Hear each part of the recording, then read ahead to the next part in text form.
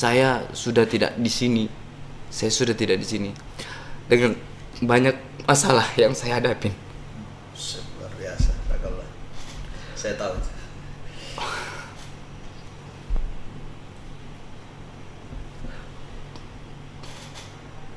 Kembali diingatkan, insyaallah.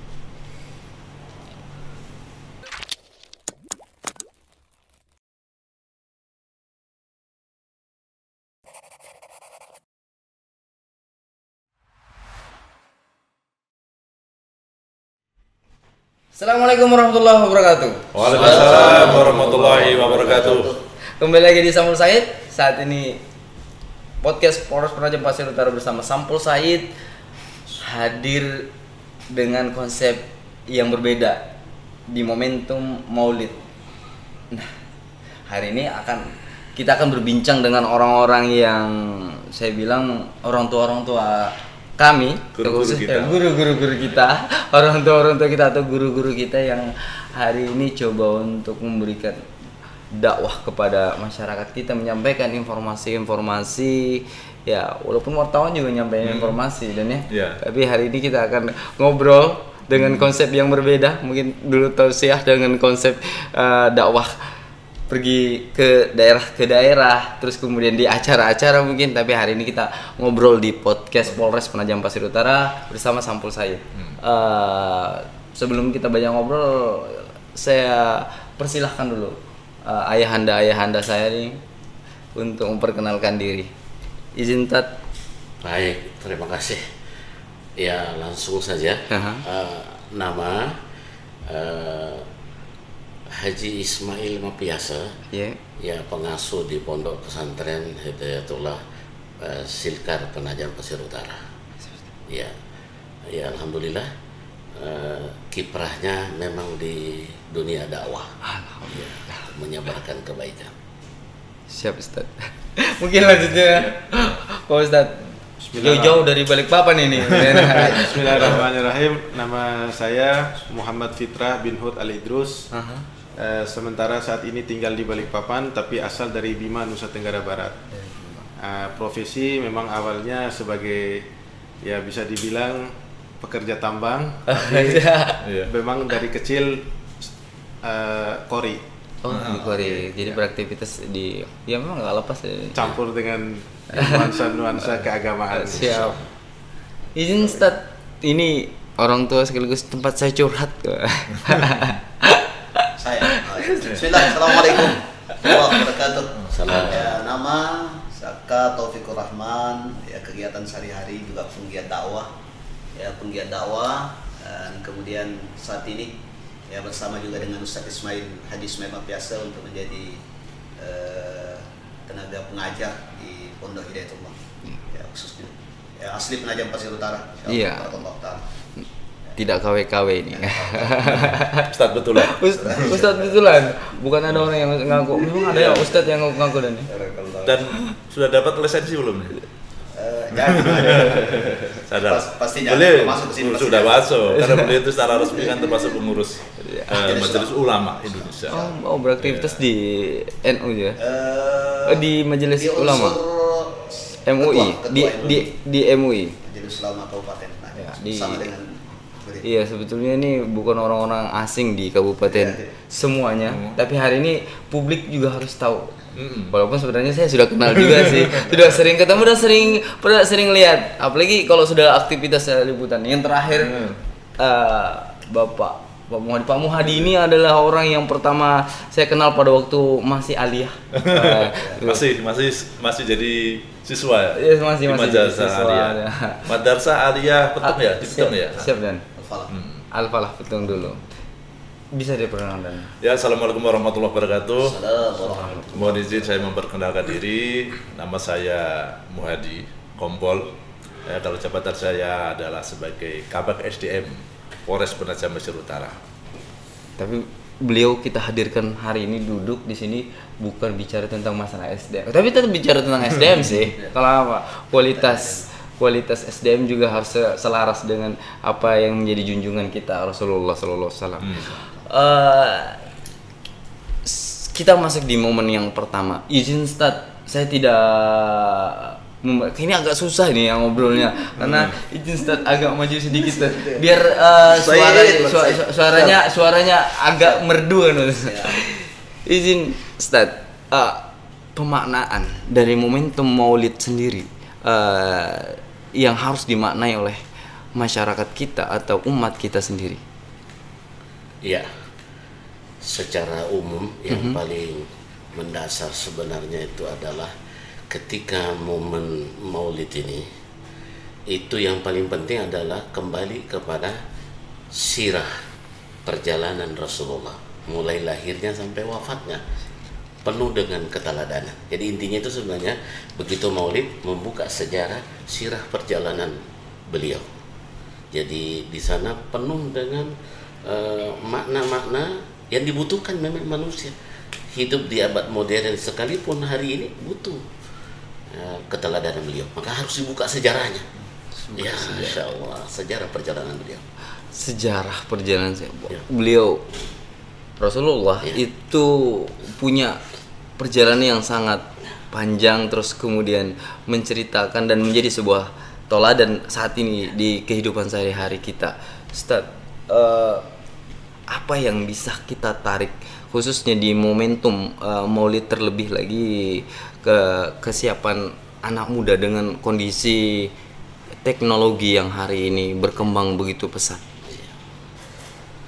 Ya betul bahwa memang tidak bisa difungkiri kenapa penting itu membuka lembaran-lembaran sejarah, apalagi memang sudah dikuatkan oleh Allah bahwa Muhammad itu adalah uswah, diabadikan dalam Al-Quran. Ada beberapa tahapan sebelum dilantik menjadi nabi dan rasul, masyarakat harus tahu, tidak langsung serta-merta langsung ditunjuk jadi nabi dan rasul. Itu ada 5 fase yang harus pertama, keyatiman itu bukan maunya Muhammad, tapi dia itu memang rekayasa Allah untuk menjadi calon pemimpin. Makna dan hikmah keyatiman itu sangat banyak yang bisa ditangkap oleh kita, yaitu dia ada manusia yang terbebas dari mental yang cengeng.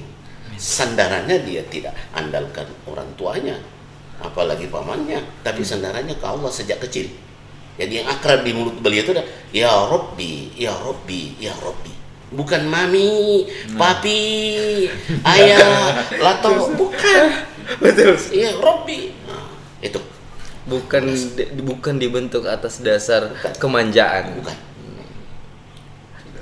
Menarik sih. Saya kemandirian. Ya, konsep kemandirian hari ini ya terkadang rada-rada bablas ya. Ya, agak kebablasan. Dan ini menjadi koreksi kita di momentum Maulid ini. Saya minta perspektifnya Pak Ustadz terkait tentang karena saya pikir muda ya, muda, terlebih lagi Kori juga, terus kemudian guru juga, gagah juga deh. Itu saya agak jadi rada minder. Biasanya saya yang ganteng kan di sini. Ampun, nanti dimarahin Pak Kamar. Justru saya harus dekat supaya ketularan. Siap. Ya. Gimana Ustaz? Ya, alhamdulillah. Untuk saat ini memang untuk kehidupan terutama anak muda ini memang terlalu sudah melewati, bahkan bisa dibilang keluar daripada ajaran-ajaran agama. Oleh karena itu memang sebaiknya bagi kita semua yang masih istilahnya dalam alhamdulillah dalam koridor yang bisa lebih baik, kita untuk berusaha merangkul anak-anak muda ini. Contohnya dengan apa? Dengan hadir di majelis taklim. Memang bagi awal itu terasa berat. Karena apa? Di majelis taklim ini paling sedikit tuh minimal 2 jam. Anak muda tanpa HP 2 jam istilahnya gelisah istilahnya. Nah, pasti di situ bagaimana cara kita dengan membawa mereka untuk mereka paling tidak istiqomah dulu lah. Secara tidak langsung akan tumbuh di dalam hatinya mereka nanti bagaimana rasa cinta terhadap Maulid, di mana Maulid ini kan merupakan pujian-pujian terhadap Rasulullah. Sedangkan kita ini bahkan anak muda ini lebih kenal terhadap artis daripada Rasulullah sebagai petunjuk junjungannya, seperti itu. Itu yang saya sebagai anak muda itu terkadang gini, mohon maaf bukan bergibah ya. Ada salah satu artis yang lagi ramai diperbincangkan, terus kemudian itu menampik semua informasi. Saya itu ngerasa terganggu, bahkan anak kalangan muda pun ikut terjebak. Ini informasi dengan teknologi yang hari ini kita hadapi, ini juga menjadi sebuah ancaman. Pak Ustadz Saka sudah Pak Ustadz lagi Ustadz Saka sendiri ini melihat bahwa ada momentum terkait tentang masalah seolah-olah agama kita tidak mengikuti zaman, bertaklim atau beraktivitas di masjid, mengikuti kegiatan-kegiatan agama, seolah tertinggal. Bagaimana cara kita untuk meyakinkan anak muda kita yang hari ini harus siap? Terlebih lagi Kabupaten Penajam Pasir Utara itu ditunjuk menjadi ibu kota negara. Ini jadi harus, apalagi nanti bakal banyak anak-anak muda di PPU dengan bertambahnya jumlah penduduk di Penajam Pasir Utara. Gimana Ustaz? Baik, bismillah. Karena ini berkaitan dengan tema kita Maulid Nabi, jadi kita tidak keluar daripada bahasan itu. Siap. Sebenarnya kalau berkaitan dengan tadi yang dipancing untuk kemudian kita tanggapin, itu bisa saja di skala, tapi kita fokus kepada Maulid ini. Yang pertama, bahwa sosok manusia yang dibesarkan di dalam peringatan ini adalah, kita sudah tahu semua bahwa beliau adalah Nabi Muhammad SAW. Wa ma arsalnaka illa rahmatan lil alamin. Wa ma arsalnaka illa rahmatan lil alamin. Jadi beliau itu dihadirkan sebagai rahmat bagi alam, dan tentu ketika berbicara tentang alam, maka yang ada di dalam yang paling dibesarkan itu adalah kita manusia. Ya, kita manusia. Artinya bahwa yang memang perlu dikhawatirkan sekarang, dan memang sudah seperti itu. Jangankan kita mau menarik anak muda untuk kemudian mengenali siapa nabinya, boleh jadi yang melahirkan mereka juga sudah tidak memahami. Saya pernah ada kasus seorang anak ditanya, siapa itu Abdullah? Abdullah itu, padahal yang menanya itu kan inginnya bahwa jawaban dari sang anak itu adalah Abdullah itu adalah bapaknya Nabi. Tapi karena, mohon maaf, yang dia tahu bahwa Abdullah itu adalah sopir terak yang biasa ngambil sawit di depan rumahnya. Sehingga inilah satu pertanda bahwa bagaimana kita mau mengajak mereka untuk kemudian memahami ini, sementara yang di atas level mereka itu sudah tidak memahami, gitu loh. Jadi persoalannya momentum Maulid Nabi ini, sebelum berbicara kepada generasi yang kita mau ajak, ya memang kembali kepada individu-individu kita, ya, bahwa Nabi itu diutus adalah dalam rangka rahmat bagi alam, ya. Dan ketika berbicara tentang alam, maka ya kita lah yang ada di dalam alam itu, ya, manusia itu sendiri. Siap. Ustaz, saya rahmat bagi alam, rahmatan lil alamin. Rahmat seluruh alam. Artinya saya menangkapnya, Ustaz, junjungan kita atau Nabi Muhammad SAW itu hadir bukan hanya untuk satu kelompok atau sebuah bahkan agama sekalipun. Ini menarik, Ustaz. Bagaimana kita memaknai itu dan menginterpretasikan ini ke masyarakat kita dalam momentum Maulid ini sendiri. Karena saya berharap sebetulnya setiap hari adalah hari Maulid, agar kita bisa terus memaknai junjungan kita. Bukan saja di bulan Rabiul Awal. Betul, Ustaz. Ya, sebelum ke Pak Muhadi, karena saya akan tarik nanti akumulasi ini, kita akan tarik ke beliau. Bagaimana penerapan kita nanti? Gimana, Ustaz? Iya. Bahasa sehari-hari tentang rahmat untuk seluruh alam itu, beliau adalah juru penyelamat. Jadi mulai daripada ucapannya, kemudian akhlaknya, kesehariannya, siapa yang mengikutinya pasti selamat. Jadi bahasa umumnya itu. Kalau rahmat kan masih butuh dirinci lagi secara detail. Apa rahmat itu? Panjang. Tentang rahmat itu. Jadi saya langsung to the point, bahwa yang dimaksud dengan rahmat itu adalah juru penyelamat. Siapa saja, baik itu di luar agama Islam, pada intinya karena semua sudah terangkum dalam kitab-kitab sebelumnya. Siapa mau selamat, ikuti Nabi yang terakhir, Nabi Muhammad. Di Injil ada, di Zabur ada. Oh, ikuti itu kalau mau selamat. Kalau mau selamat, ikuti Muhammad. ikuti Muhammad. Ini Ahmad, hari ini kita bersyukur bahwa kita terlahir dengan tauhid atau apa yang kita yakini hari ini, dengan kondisi hari ini. Dan izin bagaimana kita menerapkan konsep ini, bicara tentang sosok. Saya pikir ya walaupun pada prinsipnya sehari-hari, cuman kan penerapan di institusi atau di teman-teman Polri sendiri, bagaimana menerapkan tauladan kita ini kan dengan polemik yang banyak gitu ya, dengan problem yang begitu banyak. Ya, jadi yang sudah disampaikan dari para bapak-bapak ustadz tadi bahwa kan Nabi atau Rasulullah Muhammad SAW itu kan memang selain jadi tauladan ya, tauladan dan rahmat bagi seluruh alam. Apalagi di dalam momen ini kan kalau Polri ya itu mengambil tema mengaktualisasi keteladanan akhlak Rasulullah Muhammad SAW dan kepemimpinan beliau ini untuk untuk mewujudkan Polri yang presisi. Nah, presisi ini adalah dari kata-kata prediktif, terus responsibilitas dan transparansi yang berkeadilan. Nah, ini sangat cocok sekali bahwa Nabi Muhammad itu kan sebagai memang tokoh yang memang punya prediktif yang bagus. Kalau seandainya Polri ini punya daya prediktif yang bagus, tentunya dalam tugas-tugas itu akan jauh dari kesalahan-kesalahan. Contohnya mungkin ya yang terjadi di Malang.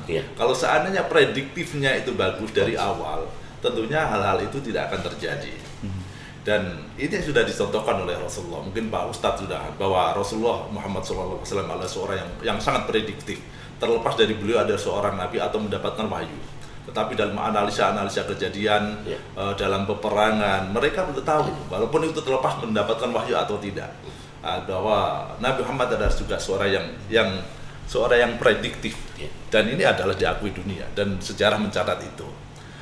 Dan beliau juga seorang yang kalau kita ambil dari sisi Polri ya, seorang yang responsibilitas, yang merespon segala sesuatu direspon dengan baik. Orang yang bertanya direspon dengan baik, orang yang punya kesulitan direspon dengan baik.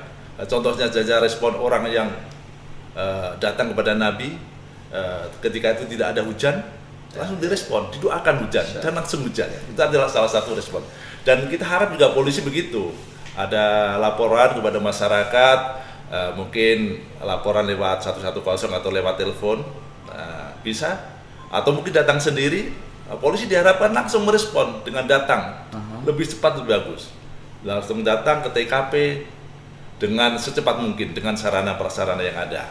Dan kita juga polisi diharapkan salah satu sisi adalah yang transparansi, yang berkeadilan. Kita juga berusaha untuk transparansi dengan siapapun, walaupun untuk anggota sendiri. Kalau memang kita salah, ya kita sampaikan.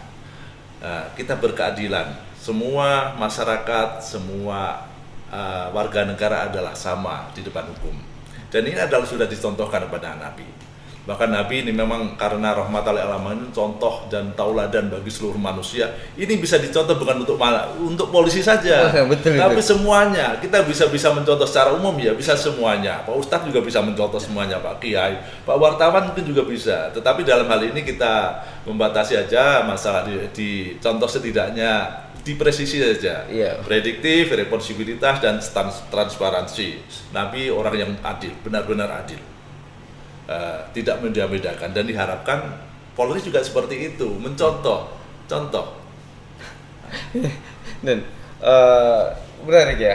Tapi ini saya melihat ada hal yang menarik bicara tentang masalah, ada sedikit menggelitik dengan konsep presisi tadi, dan bahwa konsep ini sebenarnya sudah menyerap apa yang kemudian yang digunakan Rasulullah, sadar atau tidak sadar ya. Tapi walaupun mungkin saya pikir ada orang yang memang mengkonsep itu dengan konsep bagaimana apa yang dilakukan Rasulullah SAW di momentum terkhusus bicara tentang baru dalam satu item presisi betul, saja. presisi. Ketika kemudian itu bisa dimaksimalkan, insya Allah semua aman. Artinya ketika kemudian kita sudah mentoladengi Rasulullah, insya Allah sebenarnya nggak ada masalah. Nggak ada masalah Jadi polisi ini harusnya ya idealnya memang mentoladan. Ya kembali lagi ya bicara tentang masalah manusia ya. Karena ya polisi ini kan posisinya juga cukup bagus, peran dan fungsinya di dalam kehidupan masyarakat atau bernegara juga sangat bagus, sangat strategis. Jadi memang ya sudah idealnya yang dicontoh kita ini manusia polisi ini juga mencontoh kepada nabinya, terutama yang beragama Islam ya. Ya betul. Ustaz, saya ke tengah dulu. Saya mau menangkap bicara tentang masalah tren yang ada di itu kan nabi. Bahasa itu sering kita tangkap bahwa seolah-olah itu menjadi alasan bahwa saya nggak bisa kayak gitu. Ya kalau kita mau jadi nabi maka memang nggak bisa. Tapi hari ini apa yang mesti dilakukan seorang generasi terkhususnya mencontoh Rasulullah SAW? Memang kalau dibicara seperti itu semua pasti dari anak-anak, remaja, betul. dewasa pasti akan mengatakan itu kan nabi bukan saya. Tetapi semua itu berawal daripada kebiasaan. Kalau kita sudah terbiasa dengan hal baik, insya Allah dalam semua kehidupan itu akan baik. Begitu juga dengan hal kalau kita ada menginginkan sesuatu, contoh kita pasti menginginkan beli HP. Pasti kita akan ada kemauan. Gimana caranya kita bisa punya HP? Nah, kemauan itulah yang mendorong kita bagaimana kita dapat melakukan suatu hal kebaikan. Bisa dengan menabung. Begitu juga dengan mencontoh Rasulullah. Walaupun Rasulullah seperti itu, tetapi kita pingin paling tidak nanti saya kalau seperti ini bagaimana? Apa kata orang lain tentang orang tua saya karena saya melakukan hal yang tidak baik. Nah, dengan menjaga nama baik keluarga berarti kita ada kemauan untuk berbuat baik sehingga dilihat dan dipandang oleh orang menjadi anak-anak atau kaum manusia yang baik pula seperti itu. Nah, saya coba untuk kemas ini. Sebetulnya mungkin pada waktu di momentum itu Ustaz, mungkin Ustaz kita ini hadir dengan ceramah panjang, tapi hari ini saya ajak dengan diskusi dengan perspektif masing-masing, memandang kondisi hal paling mendasar saja yang seolah bahwa hari ini bukan hari ini ada sebagian orang memandang tidak sesuai dengan kondisi zaman, khususnya konsep-konsep apa yang diterapkan. Seperti tadi Ustaz, ada konsep bagaimana kemudian anak-anak muda kita bisa betul-betul mentoladan dan kita bisa bisa memberi informasi ke publik bahwa apa yang diusulkan Rasulullah itu, konsep yang diberikan Rasulullah itu tidak ketinggalan zaman. Gimana Ustaz? Ya. Jadi ya itulah dengan berbagai karakter dan model, betul. Kemudian didukung dengan percepatan informasi betul. yang begitu deras. Ya. Memang butuh, mohon maaf ya, sekarang ini kelihatannya memang yang mampu untuk kemudian berbicara tentang keadaan untuk bisa diharapkan untuk kemudian ini bisa adalah lingkungan pondok, ya, lingkungan pondok. Ya, karena kalau berbicara lingkungan luas seperti yang disampaikan oleh beliau tadi, memang belum ada konsep baku yang kita temukan sampai hari ini yang kemudian bisa mengarahkan untuk kepada tema yang kita bahas hari ini. Ya. Contoh, ketika berada di lingkungan pondok, maka segala bentuk informasi yang berkaitan dengan HP apa segala tadi yang kita tidak lagi pungkiri bahwa itu adalah faktor yang memang sangat membantu, tapi di satu sisi juga merusak. Menjadi ancaman. Menjadi ancaman ya. Saya tidak mengatakan merusak, tapi menjadi salah satu bagian yang kita sadari bahwa itu juga faktor yang sedikit banyaknya mendatangkan nilai negatif ketika kita tidak mampu memposisikan. Sehingga memang ketika kita mempertanyakan cara apa atau metode apa yang akan kita lakukan untuk kemudian itu, saya kembali kepada di awal tadi, memang kembali kepada individu kita dulu, bahwa memposisikan ini Nabi Muhammad ini memang sebagai orang yang berada pada posisi leader utama, gitu loh, leader utama. Nah, barulah kita berbicara pelaku-pelaku yang kemudian bersama-sama untuk kemudian mengambil bagian untuk kemudian mengajak masyarakat, orang-orang untuk kemudian terlibat di dalam ini. Ya. Nah, sekali lagi saya berharap banyak bahwa lingkungan pondok ya, yang memang didesain untuk itu yang sedikit banyaknya memberikan harapan sekarang. Nah, jadi seperti itu. Ketika kemudian kita adopsi itu, ya, adopsi apa yang kemudian diterapkan di pondok yang sudah tersistem dengan baik, yang kemudian bisa mengarahkan untuk kemudian mengarah kepada pembelajaran, kemudian sampai kepada tingkat memahami bahwa sosok yang kita bicarakan hari ini adalah sosok mulia. Nah, itulah mungkin kita duplikat untuk kita bawa keluar sebagaimana yang beliau katakan tadi, mulai pembiasaan itu. Dan memang lingkungan masjid ya salah satunya harapan, karena ya mohon maaf tidak bisa dipungkiri bahwa salah satu bagian yang kita harapkan untuk kemudian di pendidikan kita, yang di formil kita ini kan sekarang juga tidak terlalu banyak lagi kita serap di sana ini pendidikan apa yang berkaitan dengan sejarah-sejarah seperti ini. Ya, jadi harapan terbesarnya adalah pelaku-pelaku dakwah ini ya, bagaimana membuat wadah untuk kemudian khususnya di momentum Maulid ini yang setiap tahun diperingati, yang seperti kita bilang tadi mestinya tiap hari ini kita peringati, bisa memaknai ya. Ini seperti Isra Mi'raj itu kan berbicara tentang sholat, padahal itu mestinya tiap 5 kali sehari semalam kita sudah berisra Mi'raj gitu. Betul, Ustaz. Nah, sementara Maulid Nabi ini seolah-olah itu semarannya karena berkaitan dengan telur, berkaitan dengan ketan, itu seolah-olah semarannya itu di tanggal 12 Rabiul Awal itu aja. Nah, setelah daripada itu hilang lagi ya gitu. Mulai pudar lagi. Ya. Padahal maka hal ini harus terus-menerus kita bisa menunggu sampai 1 tahun yang akan datang. Jadi inilah menjadi PR kita bersama. Kalau paling tidak bahwa kita sudah memahami bahwa Muhammad itu adalah rahmat bagi alam. Jadi menjadi bukan saja satu figur yang kemudian memihak kepada satu kelompok, satu presisi banget nih. Presisi banget. Baik. Iya. Insyaallah. Presisi banget dan presisi banget. Saya bicara tentang masalah pendidikan tadi. Agak menarik konsepnya Ustadz bahwa hari ini contoh sederhana yang itu hal sederhana yang kemudian bisa betulnya kita lakukan. Saya tertarik banget tadi waktu bicarain tentang masalah pendidikan. Ustaz, jujur ini bukan bercerita apa ini hati saya yang berbicara saat ini dengan kondisi saya, dengan masalah yang saya hadapin di momentum waktu terpahit, fase-fase terpahit. Saya kalau tidak ada Islam dalam hati saya atau agama, mungkin saya sudah tidak di sini. Saya sudah tidak di sini. Dengan banyak masalah yang saya hadapin. Luar biasa, barakallah. Saya tahu.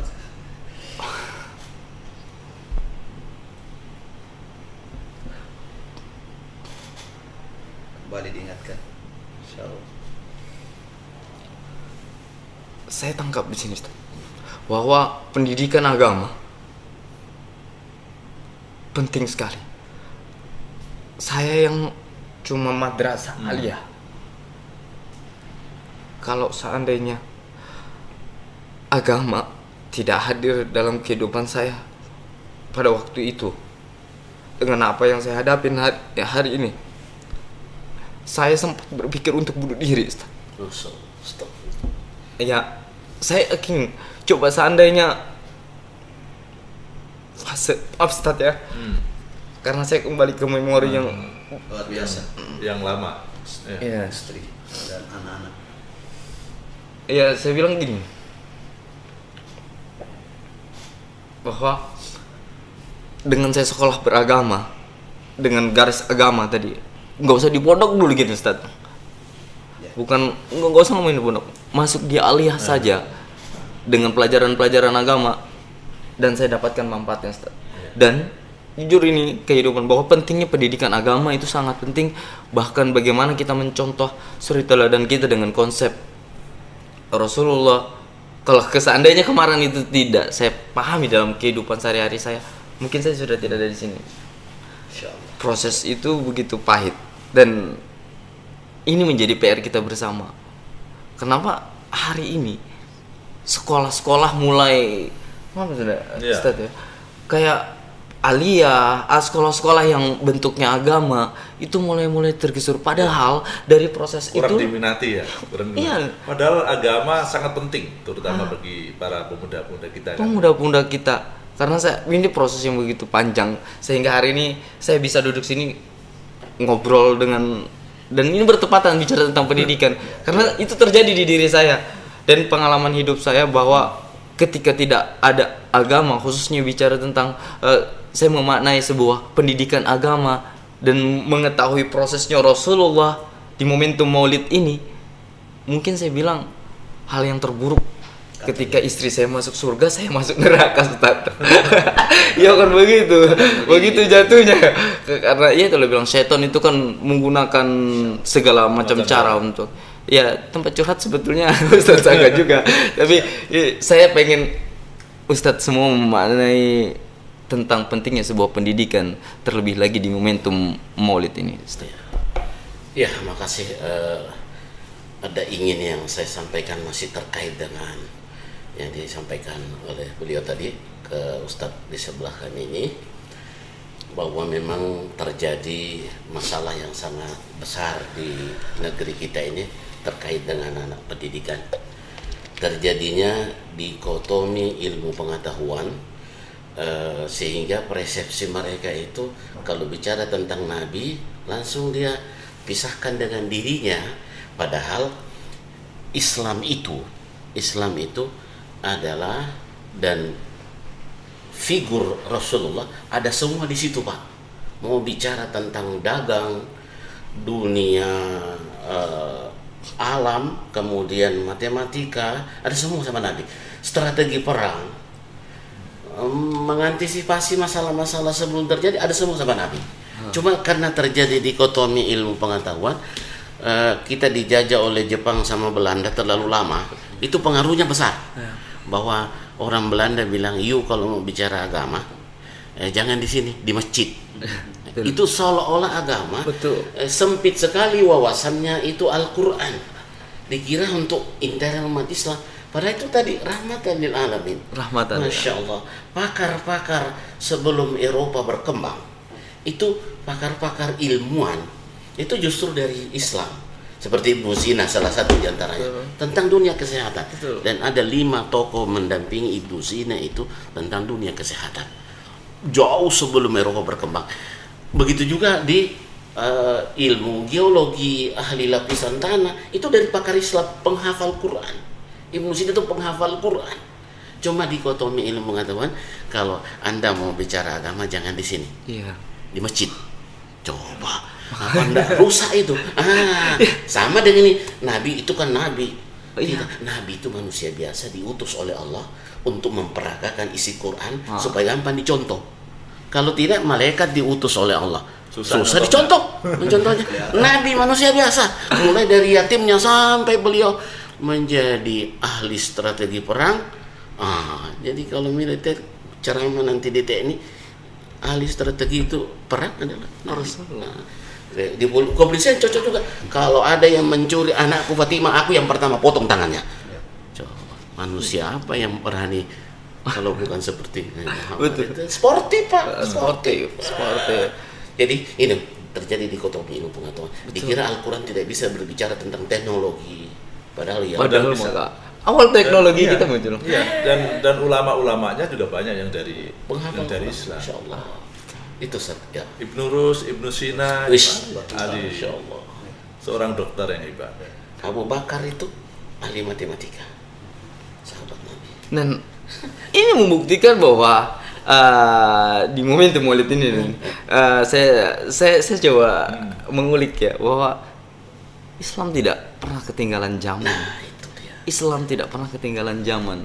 Nah, dengan konsep tidak ketinggalan zaman, pentingnya sebuah pendidikan, ini saya coba, ini kegelisahan pribadi saya, dan saya berharap orang tua kita di sana itu memaknai bahwa bukan saya bilang bahwa sekolah yang umum itu tidak baik, tapi upayakanlah, karena ini pesan hidup yang saya alami, pentingnya sebuah pendidikan agama, pentingnya pendidikan agama di momentum berkehidupan, Kenapa? Karena itu akan jadi kontrol ketika kemudian kita dihadapkan sebuah masalah. Ustadz ini, Ustadz Saka lagi nih. Nanti saya akan ngobrolin karena Ustadz ini agak muda kan, jadi saya coba untuk tarik informasinya lebih ke anak mudanya. Karena yang muda-muda itu kan suka yang ganteng ya. Yang ganteng ya, kalau kita ini kan ya sudahlah. Benar. Ustadz gimana tuh pentingnya sebuah pendidikan khususnya di momentum Maulid ini? Berharap banyak dan punya harapan besar. Saya kemarin terakhir menghadiri kegiatan di salah satu sekolah yang bertemakan tentang Pancasila, ya Pancasila, dan subhanallah saya mendapatkan di situ sedikit ilmu bahwa ternyata sekarang pendidikan ini sudah ada istilah bebas, merdeka belajar dan merdeka mengajar. Jadi saya sedikit berharap bahwa ketika misi pembelajaran ini kemudian diterapkan di sekolah atau di lapangan, ini sangat mungkin untuk kemudian hal-hal yang seperti kita risaukan tadi dibicarakan yang berkaitan dengan ini akan bisa dikembalikan. Ya, konsep merdeka belajar atau merdeka mengajar itu diberikan keleluasaan kepada guru untuk kemudian mengenali apa yang akan dilakukan di dalam sekolah itu. Dan kemudian murid juga yang mendapatkan dalam hadir merdeka belajar juga tidak dikotomi untuk kemudian dipaksakan untuk kemudian berkreasi sesuai dengan apa yang dia tidak sanggupin. Jadi saya berharap banyak dan kemudian punya harapan besar untuk kemudian ini karena sempat tersebutkan di dunia pendidikan sedikit kita menjadi kerisauan daripada beliau ini untuk kemudian ini sudah bukan pelan-pelan tapi dimasukkan kembali ya, karena bagaimanapun betul bahwa ketika kita jauh daripada tema yang kita bahas hari ini berkaitan dengan nabi kita sang kata beliau sang juru selamat ya itu ya, tentu kita tidak akan menemukan yang namanya keselamatan dan ingat bahwa dunia pendidikan adalah dunia di mana masa-masa yang paling emas untuk mendapatkan itu. Setelah itu tidak lagi ya, setelah itu tidak lagi. Jadi poin yang saya maksud ini adalah merdeka mengajar, merdeka belajar yang digagas oleh pembesar-pembesar pendidikan kita, baik itu di pusat, di daerah, bisa betul-betul ini dipergunakan, dimaksimalkan untuk kemudian kembali mengambil tema ini untuk kemudian yang selama ini sedikit sempat menjadi kekhawatiran kita untuk kembali diakomodir, diambil kembali untuk kemudian bisa diterapkan di sekolah kita, di sekolah mentoladeni. Iya, saya bilang pendidikan tentang agama itu penting, bahwa hari ini jangan bolos sekolah ketika lagi pelajaran agama. Ya, Ustadz, kalau saya dulu waktu kuliah dan waktu kuliah saya bolos jam kuliah itu bukan saya tidak mau ikut. Iya. Karena saya harus cari duit. Karena ada tambahan biasa kuliah tuh, kan ada tambahan, tapi itu pun tidak boleh jadi alasan. Saya terus kejar itu dengan proses yang saya ada. Ini dengan dasar agama, dengan dasar apa yang dijadikan sebuah suri toladan Rasulullah SAW kepada umatnya, kepada kita semua. Saya tertarik dengan presisi yang kita sampaikan, walaupun ini berbanding lurus dengan apa yang saat ini Rasulullah coba untuk ajarkan ke kita. Presisi dalam perspektif Pak polisi hampir sama dengan, bukan hampir sama saya bilang. Penerapannya sulit. Bagaimana kita memberikan keyakinan ke anggota, pola apa, aktivitas apa? Karena saya pengen ngulik nih untuk spiritualnya di kepolisian sendiri. Ada nggak sih agenda-agenda keagamaan nih? Kan kita mesti tahu nih, publik juga mesti tahu. Jangan sampai kan polisi cuma sibuk nangkepin orang doang gitu. Gimana? Jadi untuk agenda-agenda keagamaan yang secara terjadwal itu memang ada, bahwa mungkin kita termasuk yang di dalam institusi yang termasuk rutin rajin lah, bahwa kita setiap hari Kamis untuk jajaran Polda Kalimantan Timur ya seminggu sekali setidaknya Kalau Polres Penajam itu setiap hari Kamis kita melaksanakan binrohtal, yaitu pembinaan rohani dan mental, yang isinya juga ngaji, terus ada ceramah agama, di ceramah agama juga ada tanya jawab. Selain dengan kegiatan-kegiatan yang lain ya, seperti sholat Jumat, seperti kegiatan di luar daripada itu. Yang untuk dinas sudah menyiapkan itu, menyiapkan waktu dan tempat ya untuk melakukan pembinaan kepada anggota-anggota, biar anggota itu ya amalnya bertambah, pengetahuannya bertambah, imannya juga bertambah. Nah, kalau demikian kan itu juga akan memudahkan menjadi Polri yang presisi ya. Walaupun tugas-tugas Polri juga tidak jauh berbeda dengan tugas-tugas yang mungkin Pak Guru juga, dan yang kita contoh tentunya tidak jauh dari Nabi Muhammad. Yang Nabi yang kita peringati pada pagi hari. Karena tugas polisi kan pengayom, ya, pelindung, pelayan, dan penegak hukum. Nabi itu juga mengayomi loh, mengayomi alamat, melindungi, bahkan termasuk orang yang paling hebat, yang paling bertanggung jawab. Bahkan perlindungan Nabi itu bukan cuma di dunia saja kan, sampai di akhirat. Makanya ada syafaat ya, termasuk salah satu bentuk perlindungan Nabi. Pengayom, pelindung, pelayan. Nabi juga melayani kepada umat-umatnya yang mau datang, yang minta apa, tetap dilayani. Dan itu adalah sebuah contoh yang mulia dari yang diberikan Nabi kita Muhammad SAW. Dan dalam hal juga sebagai aparat penegak hukum kan Nabi juga menegakkan hukum, menegakkan aturan-aturan. Bahkan Nabi adalah orang yang pertama menerima hukum-hukum dari Tuhan untuk menyampaikan kepada umatnya. Dan Nabi adalah orang yang pertama zaman juga menegakkan hukum atau menegakkan aturan itu yang dari Tuhan dilaksanakan, disebarkan atau disampaikan kepada umatnya. Jadi ada contoh-contoh yang baik. Contoh-contoh yang baik. Jadi tidak jauh-jauh kita dari ini Ustaz. Kita terlalu terjebak dengan kondisi bahwa seolah ya ini ada mindset cara berpikir yang salah, bahwa seolah-olah agama itu hanya dibahas di masjid. Betul Ustaz. Seolah-olah agama itu hanya dibahas, padahal kita itu juga punya orang-orang di sini. Hari ini Sampul Said bersama Polres Penajam Pasir Utara itu menarik ke sisi yang berbeda. Kita lagi ngobrolin tentang agama, kita ngobrolin tentang Rasulullah SAW di momentum Maulid ini dengan konsep yang seperti ini, bahwa itu tidak hanya dibicarakan di masjid, dan harusnya semua kita harus melakukan aktivitas yang sama, mau di warung kopi. Jadi agama itu tidak di masjid saja, tapi dibawa kemana-mana. Ke pasar bawa agama, itu kan aktualisasi agama. Kantor bawa agama, ke sawah bawa agama, ke mana, ke laut jadi nelayan bawa agama. Kalau memang semuanya itu orang itu bawa agama semuanya, maka rahmatan lil alamin itu bisa terwujud. Tapi ketika manusia itu tidak membawa agamanya, Islamnya dibawa, ya nggak akan terwujud Islam rahmatan lil alamin itu. Walaupun pada prinsipnya kalau kita sudah bisa memaknai tentang konsep rahmatan lil alamin, semuanya semua damai, bisa damai lah. Ya, ini terakhir ini Pak Ustadz ya, karena kita akan rolling, nanti akan terakhir di momentum Maulid. Ini saya akan minta statement kita untuk khususnya di momentum Maulid ini, khususnya anak muda, karena hari ini dari statistik kita juga kebanyakan kita kan anak muda nih. Ini momentum ini penontonnya banyak anak muda dan juga banyak juga orang tua dengan presentasi yang sama dengan konsep Rasulullah SAW, penerapan hari ini bahwa anak muda kita harus peduli dengan agama. Bagaimana kita melihat itu?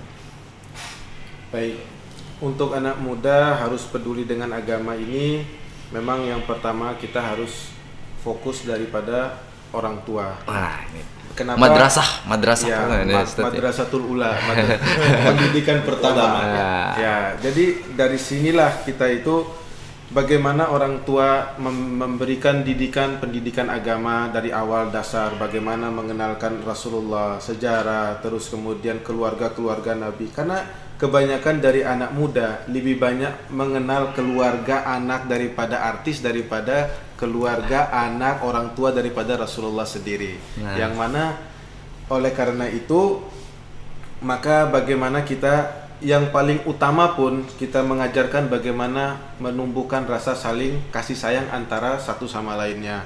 Sebab karena anak muda zaman sekarang ini lebih mengutamakan emosionalnya daripada rasa kasih sayang sesamanya. Oleh karena itu patokan kita bagaimana contoh pada saat Rasulullah itu berdakwah ke kota Taif. Berdakwah ke kota Taif bukan disambut dengan baik oleh manusia biasa seperti kita. Mungkin mengatakan, ya sudah, kita pergi pulang, tidak usah berdakwah di sini. Gimana? Benar kan Ustaz ya? Nah, tetapi apa? Sampai-sampai Rasulullah itu didatangi oleh dua malaikat, malaikat Jibril dan malaikat penjaga gunung. Apa kata malaikat penjaga gunung? Ya Rasulullah, kami telah mengetahui dan Allah pun mengetahui apa yang dilakukan oleh penduduk Taif kepadamu. Jika engkau menginginkan, perintahkan kami agar kami itu mengangkat dua gunung untuk menimpakan kepada mereka agar mereka menjadi remuk.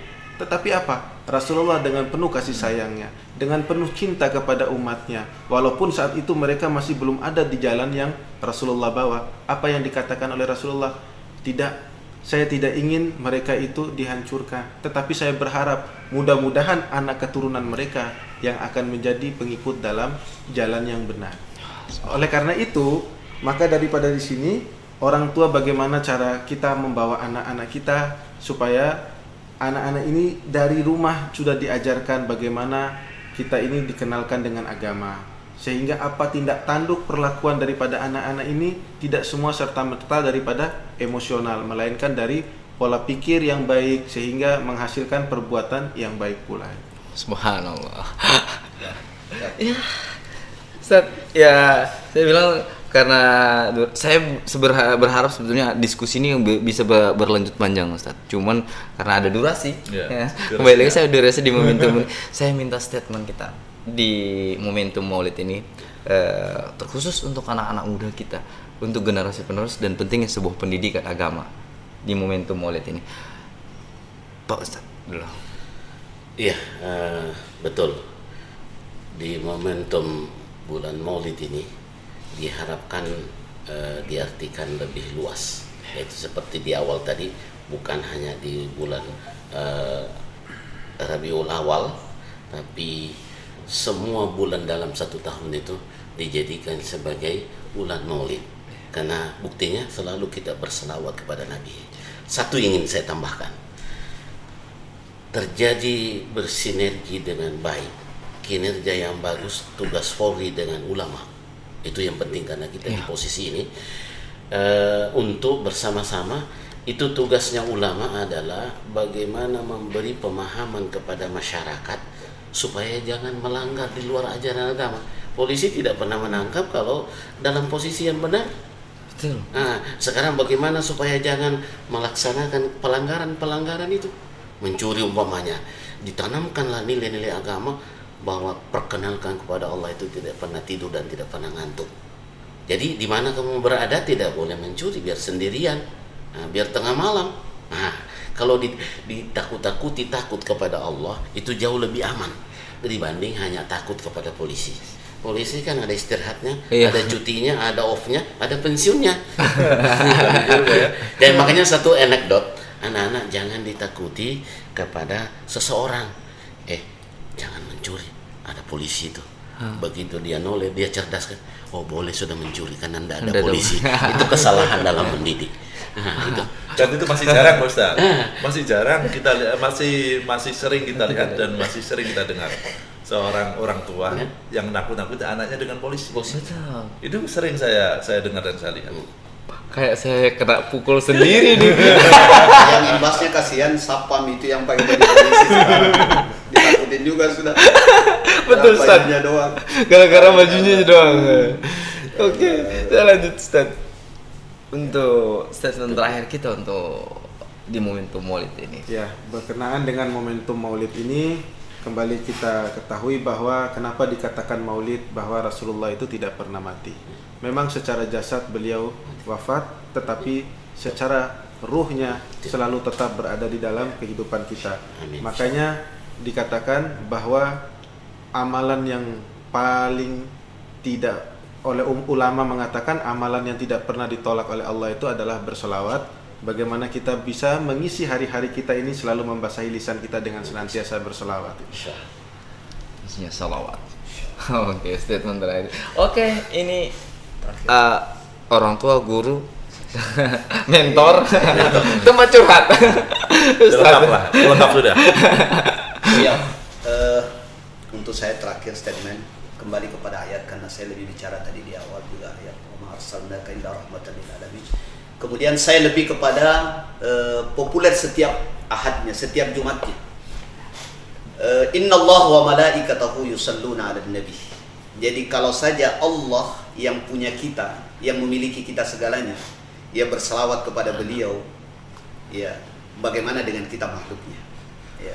Penghuni langit saja berselawat kepada beliau, berarti tidak lagi menjadi tanda tanya untuk kita khawatirkan bahwa beliau memang manusia luar biasa, bukan manusia sembarang. Untuk apa? Memancing, memaksa diri kita untuk mengenali siapa beliau. Jadi momentum maulid kali ini saya hanya mengatakan bahwa beliau bukan manusia biasa, beliau manusia istimewa. Sehingga keistimewaannya tadi beliau katakan bahwa tidak akan pernah lekang kemuliaannya, walaupun secara fisik beliau sudah tidak ada, tapi sampai dunia dikematkan tetap ada. Dan bukti fisik yang tidak bisa dibantahkan bahwa orang-orang yang sudah pernah sampai ke Mekah dan Madinah itu pasti ditanamkan kerinduan di dalam dirinya untuk kembali ke sana. Karena jejak kemuliaan itu beliau ada di sana. Ada kuburannya, ada tempat lahirnya, ada keluarga besarnya, dan ada bukti fisik yang kita lihat. Jadi persoalan sekarang umroh 33 juta sampai 40 juta tidak lagi dipersoalkan. Kenapa? Karena mereka sudah pernah melihat langsung keadaan kemuliaan itu, sehingga duit yang seperti itu banyaknya tidak lagi menjadi soal bagi mereka. Kenapa? Karena sudah ditanamkan kerinduan. Jadi kesimpulan terakhir, momentum maulid ini, pertama saya akan mengatakan bahwa beliau adalah manusia luar biasa. Dibuktikan ayatnya Allah, setiap Jumat khatib membaca di mimbar, ya, sesungguhnya Allah dan malaikatnya berselawat kepada beliau. Ya, berselawat kepada itu bukti di ayat. Tapi bukti konkretnya di dalam kerinduan kita untuk menatap selalu terhadap itu adalah ketika kita tidak pernah bosan-bosan untuk mendatangi Makkah dan Madinah sebagai tempat kemuliaan beliau. Jadi sebelum saya tutup statement bahwa jangan pernah kita kemudian memandang enteng ini untuk memahami siapa beliau dan kemudian mensuri toladan, karena ada harapan terbesar yang kita tidak bisa dapatkan nanti kecuali daripada pertolongan syafaatnya beliau di kemudian hari ketika tidak ada lagi pertolongan. Subhanallah. Ya, betul Ustaz. Menarik banget tuh Ustaz ini. Ya saya bareng sering diskusi dan bicarain tentang hal-hal yang biasa-biasa sampai yang luar biasa. Dari yang sebentar sampai yang lama. Iya. Oke. Pak Polisi, Pak Polisi ini nggak ngomongin cuman kesehatan, ngomongin sampai ngomongin agama juga. Iya. Statement terakhir. Ya, jadi kalau momentum peringatan Maulid Nabi yang kita laksanakan hari ini ya, bagi kita sebagai seorang anggota Polri ya, seharusnya kita bisa mengaktualisasikan diri, mempraktekkan, menteladani apa yang sudah diberikan oleh Rasulullah Muhammad SAW, baik dalam kehidupan berkeluarga, bermasyarakat, atau bahkan bernegara. Dan kita sebagai anggota Polri juga, kalau kita meneladani beliau Rasulullah Muhammad SAW, tentunya kita akan baik dalam bertugas. Kita akan baik dalam bertugas untuk melayani, mengayomi, melindungi masyarakat, baik juga dalam menegakkan hukum.